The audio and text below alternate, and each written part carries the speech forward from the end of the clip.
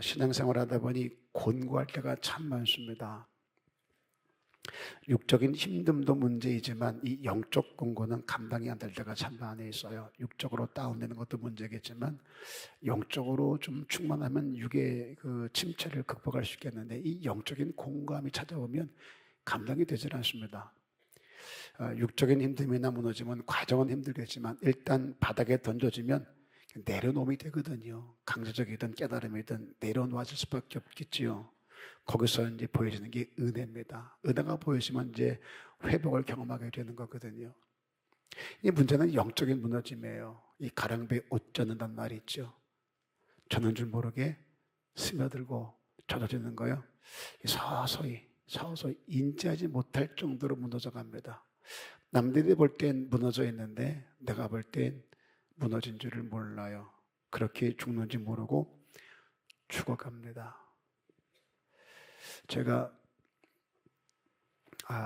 요즘에 그 배가 너무 많이 나와서 제 몸무게 한 8kg가 더 쪘어요. 여기 올 때보다 8kg가 더 쪄서 양복을 입을 수가 없어서 구해주제 그래서 세븐 어쩌기 여기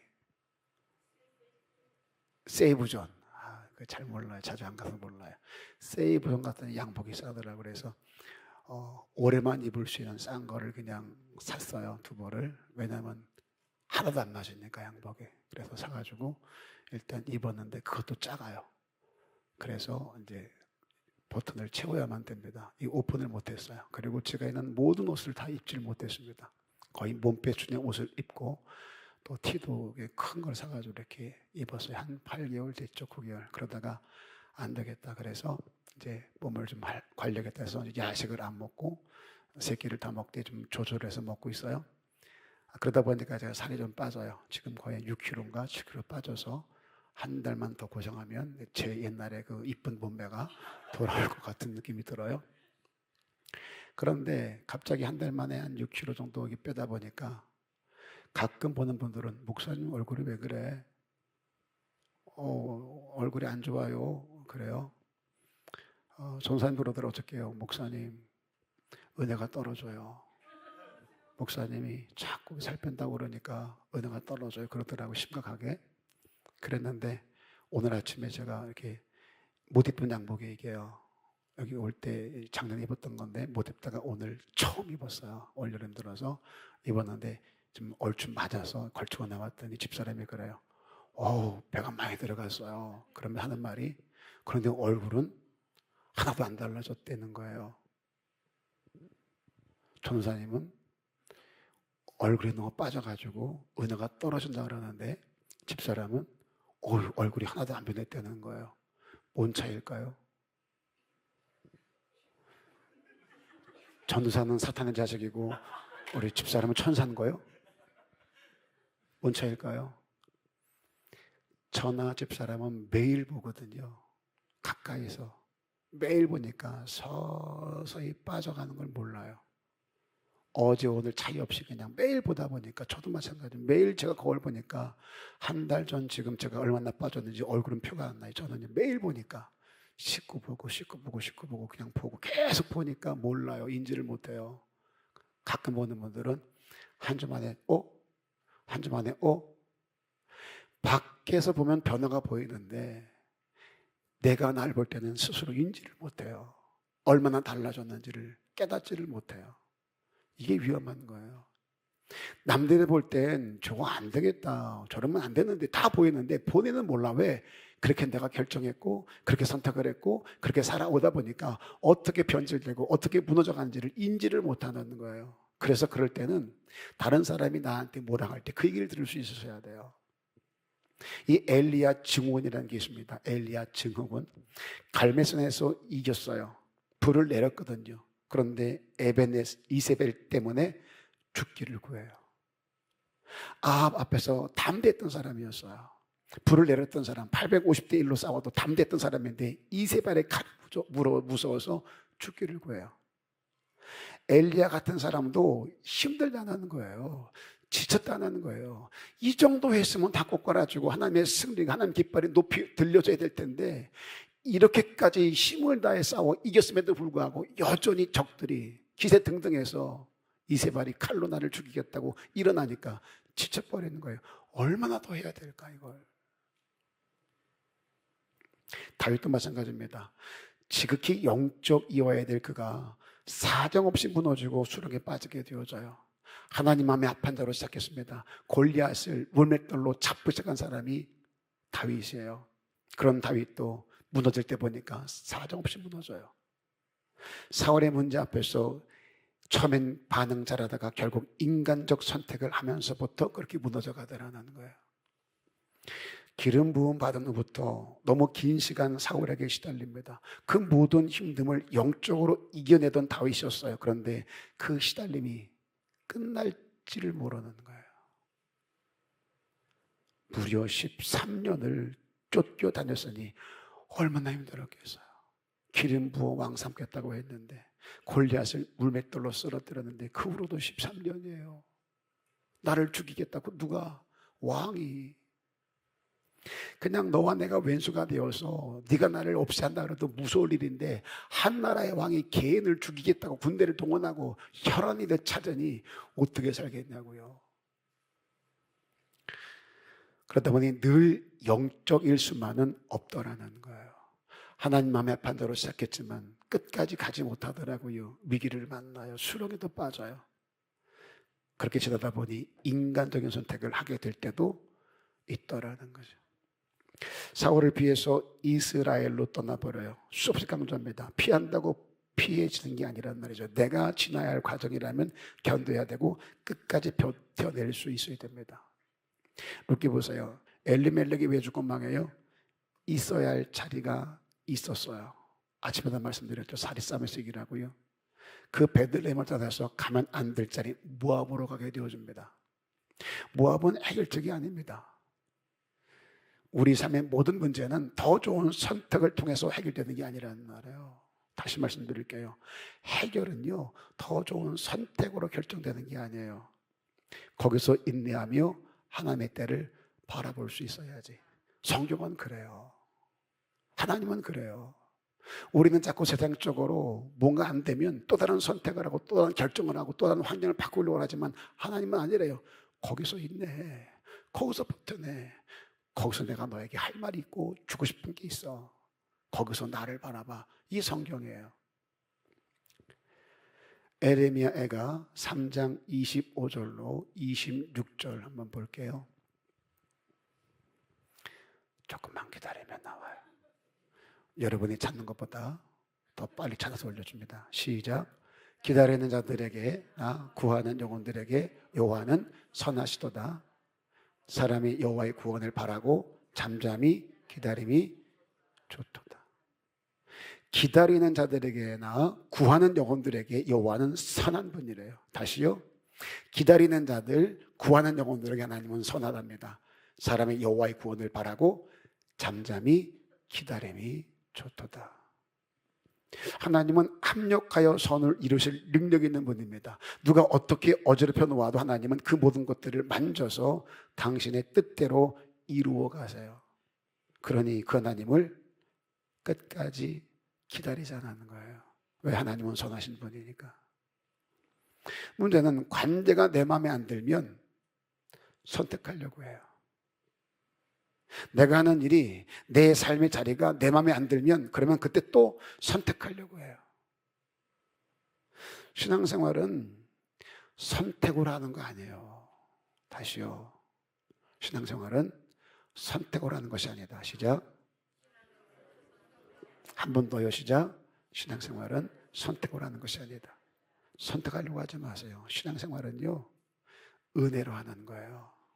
그래서 은혜가 떨어지면 신앙생활 제대로 할 수 없어요. 힘들 때 선택해 보세요. 힘듦 해결되는가? 또 다른 복병을 만나요.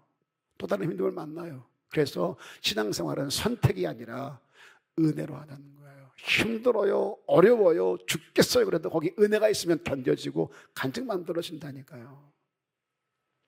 문제는 감옥이면 감옥, 처절함이면 처절함, 거기서 하나님을 느끼려 해야 되는데, 거기서 여호와를 만나고 느끼려고 해야 되는데 자꾸 다른 선택을 하려고 해. 그래서 더 힘들어지는 거예요. 내가 꼬아 놓은 거예요. 내가 묶어 놓은 거예요. 그걸 못 풀어. 또 다른 선택한다고 안 꼬일까요? 풀릴까요? 내가 꼬아 놓은 것을 내가 못 푸는데 또 다른 선택한다면 더 꼬이지. 풀리겠냐고요. 그때 필요한 게 뭐예요? 은혜인 거예요. 하나님, 내가 은혜가 떨어지니까 이것도 못 풀어요. 못 견뎌요. 그 은혜로 다시 채워지면 그것이 문제가 되잖아요. 부름받은 자들은 부름에 합당한 열매를 맺어야 됩니다. 그러려면 내가 원하는 나를 내려놓고 하나님이 원하는 내가 될 수 있어야 돼요. 좀 말이 어려울까요? 내가 원하는 내가 있어요. 내가 바라는 내가 있어요. 그런 나를 내려놓고 아버지가 원하는 내가 될 수 있어야 내가 하고 싶은 것을 하지 않고 아버지가 원하는 것을 해낼 수 있는 거예요. 이 과정을 우리는 훈련이라고 얘기를 해요. 연단이라고 얘기를 해요. 그냥은 안 되더라고요. 내가 원하는 나를 내려놓는 게 너무 힘들어서 양육을 하고 훈련을 하고 연단을 받아 아버지가 원하는 내가 되어질 때 내 자아가 죽고 아버지 원함을 내가 품고 그 원함의 자리에서 원함을 이루어갈 수 있는 거예요. 그때부터 시작되는 게 신앙생활인 거죠. 그걸 누가 방해한다고요? 사단이 가요. 환경을 뒤엎기도 하고 감정 뒤엎기도 하고 관계 끊어놓기도 하고 그래서 기도 안 하는 거예요. 우리가 너무 힘들면 어디서 살고 싶어요? 네. 우리가 너무 힘들면 어디서 살고 싶어요? 따라합니다. 너 없는 데서. 따라하니까 왜 웃어요? 다시 할게요. 내가 너무 힘들면 어디서 살고 싶어요? 그러니까 나를 힘들게 하는 너, 짜증나게 하는 너, 그런 네가 없는 데서 나를 힘들게 하는 환경, 나를 아프게 하는 환경, 나를 못 살게 하는 환경, 내 자존감을 팍팍 떨어뜨리는 환경, 그 환경 바꾸고 싶은 거예요. 그러다 보니 자꾸 피하게 돼요. 피하려다 보니까 자꾸 선택을 하게 돼요. 어디 가면 될까? 다윗이 그러는 거예요. 사울 없는 데서 살고 싶었던 거예요. 너무 힘드니까 조금만 없으면 내가 살겠다 싶었던 거죠. 그래서 선택을 해요. 있어야 될 그 자리를 떠나요.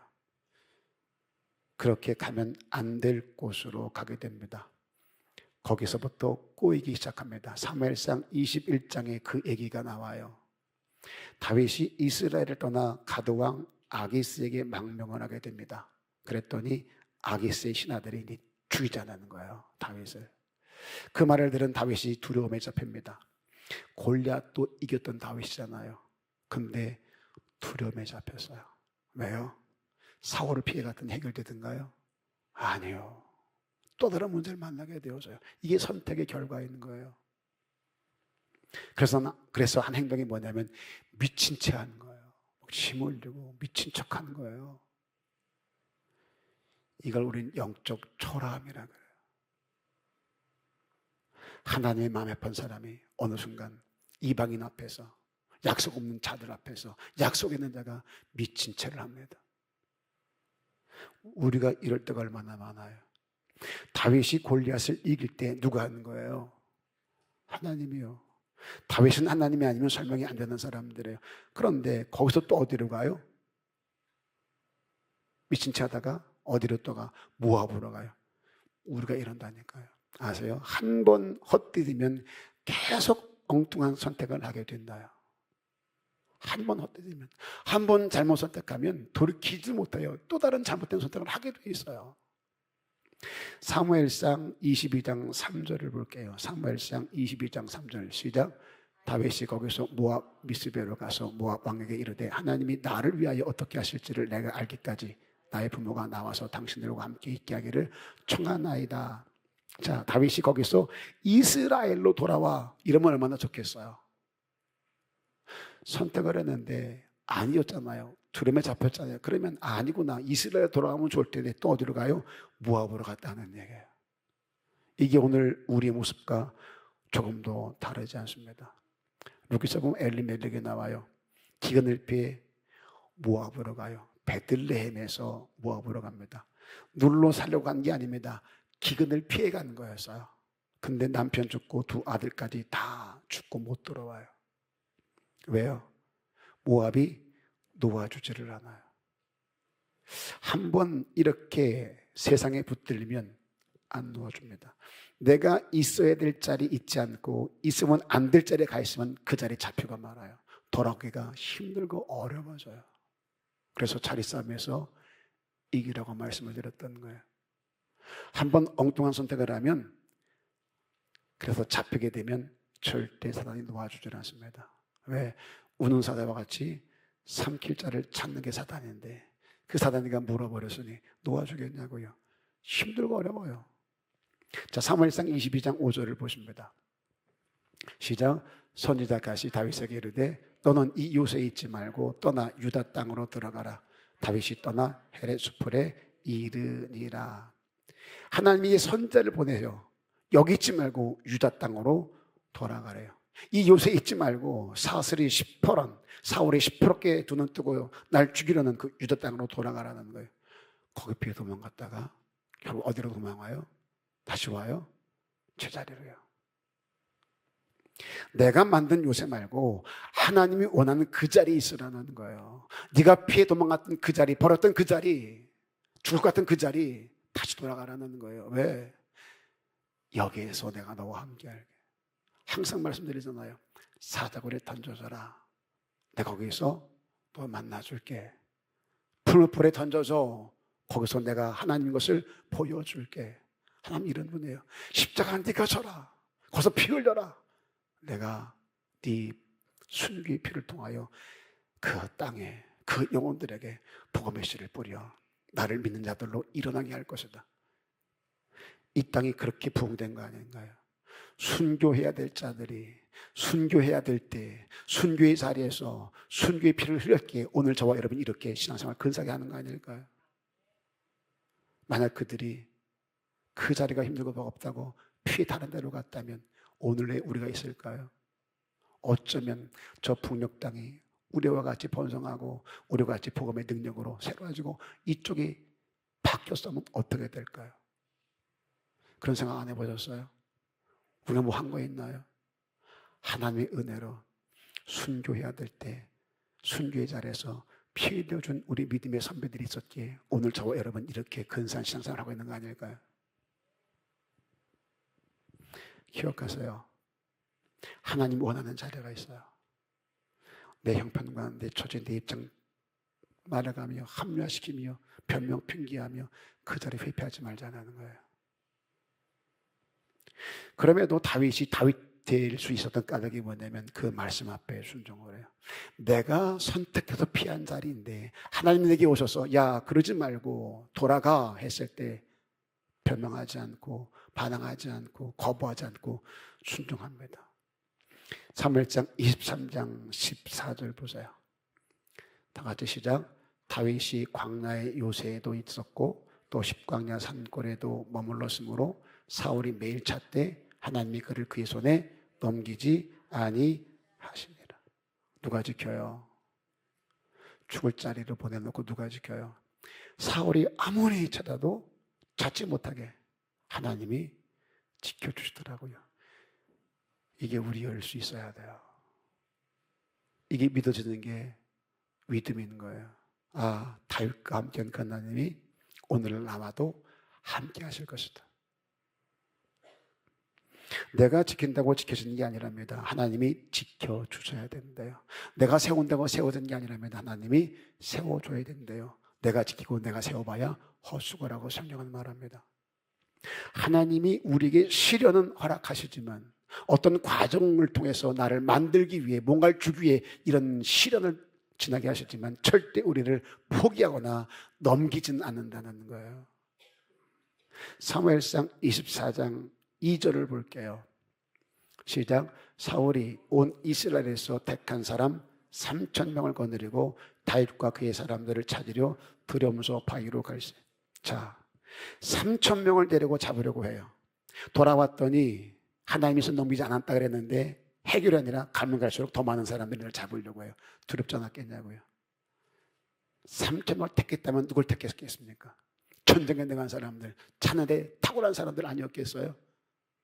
추적의 전문가들 안 뽑았겠어요? 사람 찾는 이골란 사람들. 보이는 것만 보면 위기예요. 그런데 누가 지킨다고요? 3천이 아니라 3만을 동원해 보라지.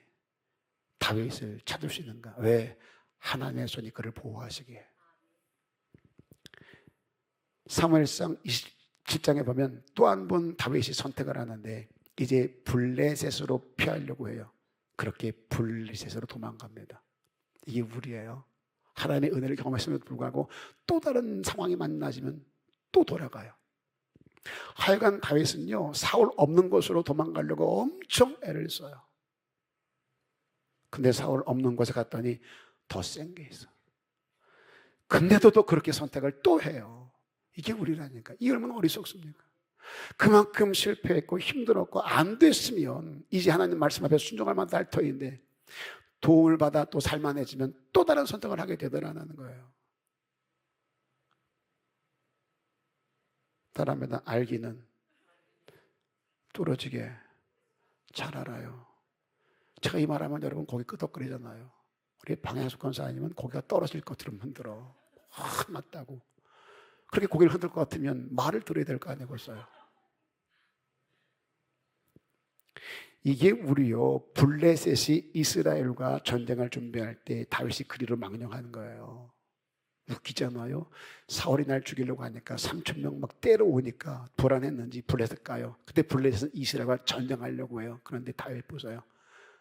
하나님이 세운 다윗이, 하나님이 세운 백성들, 그 이스라엘과 전쟁하는 블레셋으로 가서 블레셋과 함께 이스라엘을 대적하려고 합니다. 말이 돼요? 이해가 돼요? 그런데 우리 현실을 보면 이럴 때가 있어요, 없어요? 여러분 주위에 교회 분쟁이라는 건 많이 보시죠? 누구하고 누가 싸워서 분쟁이 되던가요? 큰 교회가 절 스님이 몰려와가지고 너희 때문에 우리 절이 망한다고 시비 걸던가요? 천주교가 와가지고 너희들은 서자 아니냐? 우리가 진짜 아니냐? 너희들은 개신교자냐? 그러면서 신부들이 와가지고 교회를 힘들게 하던가요? 아니에요. 교회를 사랑한다는 사람들, 교회를 위해 생명 걸었던 사람들, 그래서 하나님이 세웠다는 사람들이 어느 순간 이런 일을 벌어요. 자 보세요. 걔네들이 블레셋 사람들이 사울이 다윗을 죽이려는 걸 알아요, 몰라요? 들어보니까 야 다윗이 우리 골리앗 장수를 쓰러뜨려 패했잖냐. 그런데 사울이 미쳤는지 그 다윗을 죽이려고 한다. 몰랐을까요? 알았을까요? 알죠. 근데 그런 다윗이 왔으니 얼마나 좋겠어요. 블레셋 입장에서. 그렇게 사무엘상 28장에 가서 아기스가 다윗을 장수로 세우려고 해요. 장수로. 왜? 블레셋 장수였던 골리앗을 쓰러뜨렸던 게 다윗이고 그 다윗을 사울이 죽이려고 하니까 야 저 다윗을 우리끼리 장수해 놓으면 근사하지 않겠어요. 그리고 이스라엘과 전쟁에 나가는데 선봉에 세웁니다. 야 네가 나가 싸워라. 너를 사울이 죽이려고 하지 않냐. 이 원수 앞에 기회를 줄게. 칼 조주가 앞에 세워놓는 거예요. 그걸 누가 막아요? 29장 1절에 보면은 신하들이 이런 말을 해요. 그 블레셋 신하들이 저걸 어떻게 믿어요? 저게 우리 장수 골리앗을 때려 죽인 놈인데 저걸 어떻게 믿어요? 저러다가 만약에 선봉에 섰다가 갑자기 제가 돌이키면 칼을 우리로 향하면 방향 틀면 우린 다 죽어요. 결국 다윗이 그 전쟁에 빠지게 됩니다. 누가 막은 걸까요? 누가 막은 걸까요? 그런데 사무엘상 31장 2절 3절이에요. 보세요. 31장 2절 시작. 블레셋 사람들이 사울과 그의 아들들을 추격하여 사울의 아들 요나단과 아비나답과 말기수아를 죽이니라. 3절. 사울이 패전함에 활 쏘는 자가 따라잡으니 사울이 그 활 쏘는 자에게 중상을 입은지라. 중상 입어요. 그냥 죽기 뭐하니까 칼빈 손에게 네가 나 쳐 죽여라. 이방인의 손이 죽었다 소리 듣고 싶지 않다. 그렇게 요나단이 죽고 사울이 죽어요. 만약 다윗이 그 전쟁에 참가했다면 누가 죽일 뻔한 거예요? 누가 죽일 뻔한 거예요? 다윗이요. 벤 선방에 섰으니 누가 죽였든 그 전쟁의 장수는 다윗이니 다윗이 이겼다 하지 않겠어요? 다윗이 사울과 요나단을 죽였다 하지 않겠어요? 만약에 하나님이 이 다윗에게 피할 길을 주지 않았다면 벌써 끝났을 사람이 다윗이에요. 천하 역적이 될 사람이 다윗이었어요. 우리도 이와 다르지 않은 은혜를 지나온 거예요. 그때 여러분에게 그때 내가 승진을 나서 그냥 한번 하려고 했을 때 있잖아요.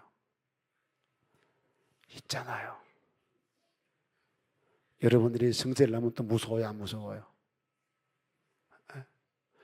여러분들이 승질이 나면 무서워요, 안 무서워요? 무섭잖아요. 그래서 여러분 그런 말 잘하잖아요. 나 승질 건드리지 말라고. 나 가만두라고. 그럴 때 있어요, 없어요?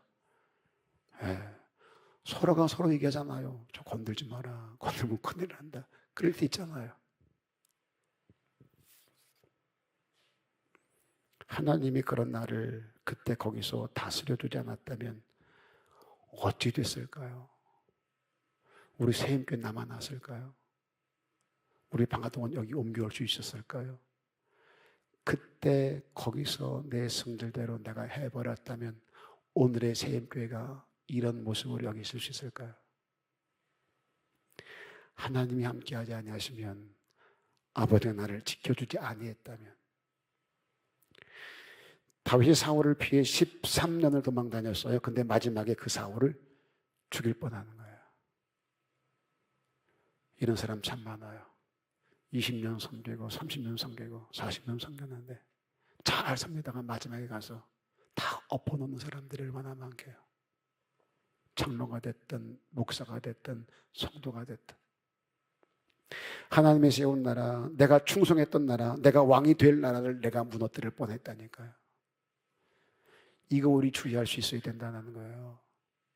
하나님이 빼돌리지 않으면, 하나님이 막아주지 아니하면, 아버지가 날 붙들어주지 아니했다면, 내 마음을 꽉 붙들어 잡아놓지 않았다면 하나님이 세운 하나님의 교회를 내가 힘들게 할 뻔했고, 내가 무너뜨릴 뻔했고, 내가 어떤 성도의 성장의 걸림돌이 될 뻔했다는 거예요. 전 이게 너무 감사해요. 그리고 끝까지 하나님 앞에서 쓰임하는 종 되고 싶어서 지금도 기도해요. 실수 많고 여러 가지 허물 많지만 그럼에도 이 실수와 허물들이 끝내는 장애물이 되어서 교회를 힘들게 하는 자가 아니라 변화되고 새로워져서 딛고 일어나 아침에 말씀드린 것처럼 상처가 상처를 치유하듯이 내 허물과 잘못들이 교정되고 수정되어서 그런 잘못과 실수를 저지른 사람들을 용납하고 용서하고 끌어낼 수 있는 근사한 성도, 근사한 목사가 되어서 아버지 기뻐하는 열매를 맺어드리기 위해서 몸부림쳐요. 바울의 제일 지로도가 이겁니다. 쓰임받다가 버림받는 거. 복음을 전해놓고 복음을 전한 나는 버림받는 걸 제일 두려워해서요. 저도 그래요. 쓰임받다가 나는 버림받을까 봐. 그렇게 다윗이 돌아와서 지은 시가 오늘 본문이에요. 그 위기를 다 지나서 돌아와서 지은 게 오늘 본문이에요. 다시 1절을 볼게요. 1절 띄워주세요. 57편 1절 오늘 본문이요. 하나님이여 내게 은혜를 베푸소서. 내게 은혜를 베푸소서. 내 영혼이 주께로 피하되 주의 날개 그늘 아래에서 이 재앙들이 지나가기까지 피하리이다. 다시 한번 시작. 하나님이여 내게 은혜를 베푸소서. 내게 은혜를 베푸소서.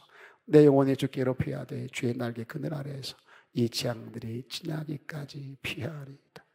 내 선택과 결정으로 아기스게 가고 블레셋으로 가고 이리저리 도망다니고 이곳에 저곳에 찾던 다윗이 그 과정을 다 지나고 나서 이제 뭐라 그래요? 하나님이여 내게 은혜를 베푸라고.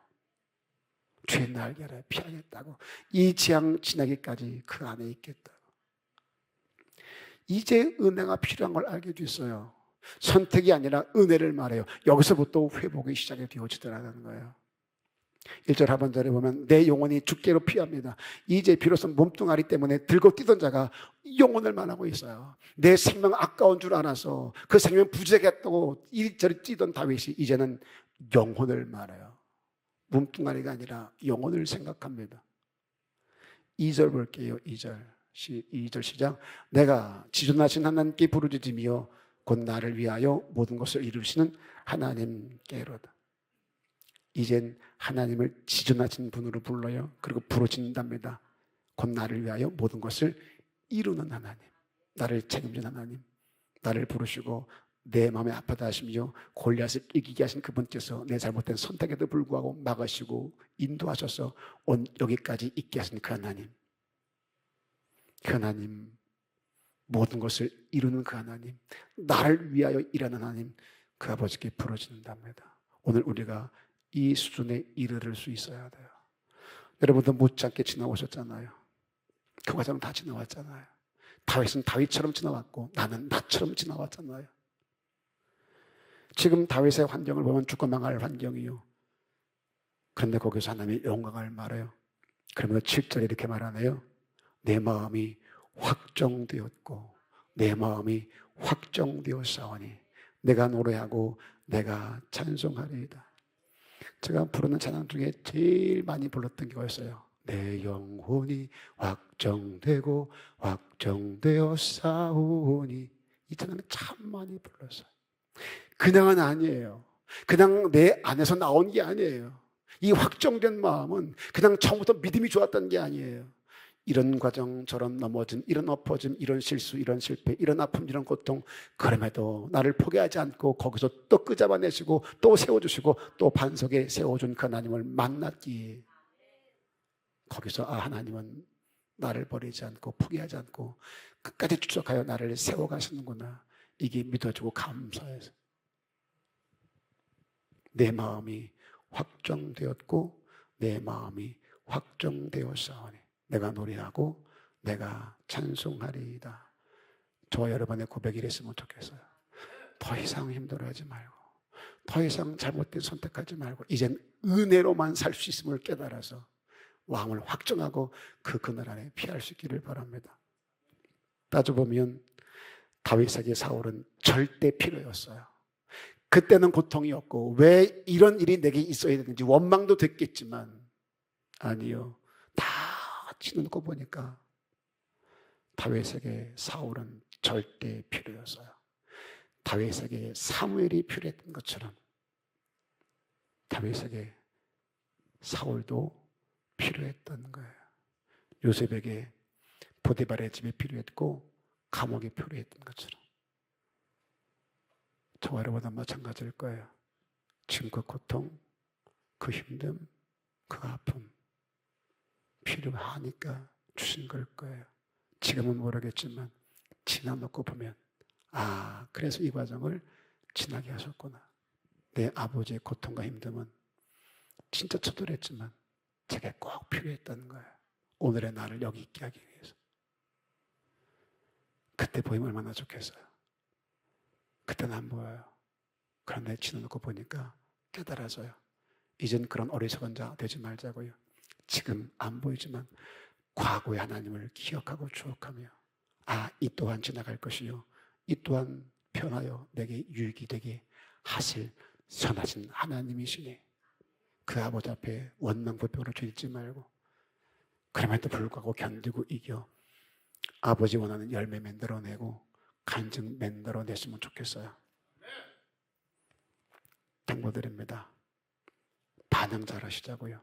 내 오름으로 내 생각으로 선택하려 하지 말고 은혜로 믿음으로 반응하시고 하나님께 부르짖는 기도로 나아가는 저와 여러분 되기를 주님의 이름으로 축복합니다.